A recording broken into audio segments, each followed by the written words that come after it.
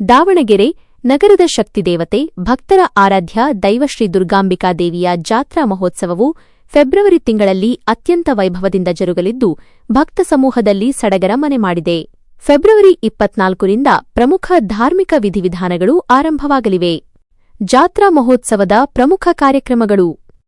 February 24 ಮಂಗಳವಾರ ಅಂದು ಬೆಳಿಗ್ಗೆ ಮಾಘಮಾಸದ ಬಹುಳಪಾಡ್ಯದ ಶುಭ ದಿನದಂದು ಶಾಸ್ತ್ರೋಕ್ತವಾಗಿ ಜಾತ್ರಾ ಮಹೋತ್ಸವದ ಧ್ವಜಾರೋಹಣ ನೆರವೇರಲಿದೆ. ಅಂದೇ ರಾತ್ರಿ 9 ಗಂಟೆಗೆ ದೇವಿ ಮೂರ್ತಿಯನ್ನು ಪೂಜಿಸಿ ಮಂಗಲವಾದ್ಯಗಳೊಂದಿಗೆ ನಗರದ ಪ್ರಮುಖ ಬೀದಿಗಳಲ್ಲಿ ಮೆರವಣಿಗೆ ಮಾಡಲಾಗುವುದು. ಫೆಬ್ರವರಿ 25 ಬುಧವಾರ ಜಾತ್ರೆಯ ಪ್ರಮುಖ ದಿನವಾಗಿದ್ದು ಅಂದು ಬೆಳಿಗ್ಗೆ ಶ್ರೀ ದೇವಿಯ ಮಹಾರಥೋತ್ಸವ ಹಾಗೂ ಅಮ್ಮನವರ ಪ್ರಮುಖ ಪೂಜಾ ಕೈಂಕರ್ಯಗಳು ನೆರವೇರಲಿವೆ. ದೇವಿಯು ಭಕ್ತರ ಮನೆಗಳ ಮುಂದೆ ಸಾಗಿ ಭಕ್ತರಿಂದ ಪೂಜೆ ಸ್ವೀಕರಿಸಲಿದ್ದಾಳೆ.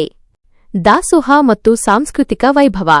ಜಾತ್ರೆಯ ಅಂಗವಾಗಿ ಭಕ್ತರಿಗಾಗಿ ವಿಶೇಷ ಪ್ರಸಾದ ವಿನಿಯೋಗ ಮತ್ತು ದಾಸೋಹ ವ್ಯವಸ್ಥೆಯನ್ನು ಹಮ್ಮಿಕೊಳ್ಳಲಾಗಿದೆ.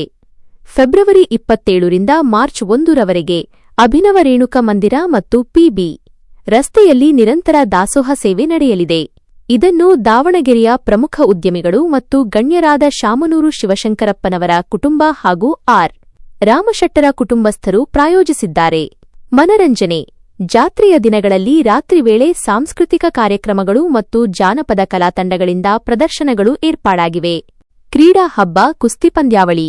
ಜಾತ್ರೆಯ ವಿಶೇಷ ಆಕರ್ಷಣೆಯಾಗಿ ಫೆಬ್ರವರಿ 26ರಿಂದ ಮಾರ್ಚ್ 10ರವರೆಗೆ ದೇವಸ್ಥಾನದ ಸಮೀಪವಿರುವ ಬಯಲು ರಂಗಮಂದಿರದ ಆವರಣದಲ್ಲಿ ನಾಡಿನಾದ್ಯಂತ ಆಗಮಿಸುವ ಪೈಲ್ವಾನರಿಗಾಗಿ ಅದ್ಧೂರಿ ಕುಸ್ತಿ ಪಂದ್ಯಾವಳಿಗಳನ್ನು ಆಯೋಜಿಸಲಾಗಿದೆ.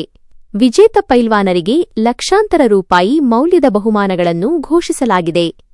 ವಿಶೇಷ ಸೂಚನೆ: ದೇವಸ್ಥಾನದ ಆವರಣದಲ್ಲಿ ಪ್ಲಾಸ್ಟಿಕ್ ಬಳಕೆ ಮತ್ತು ಪ್ರಾಣಿ ಬಲಿಯನ್ನು ಕಟ್ಟುನಿಟ್ಟಾಗಿ ನಿಷೇಧಿಸಲಾಗಿದೆ ಎಂದು ದೇವಸ್ಥಾನದ ಟ್ರಸ್ಟ್ ಪದಾಧಿಕಾರಿಗಳು ತಿಳಿಸಿದ್ದಾರೆ.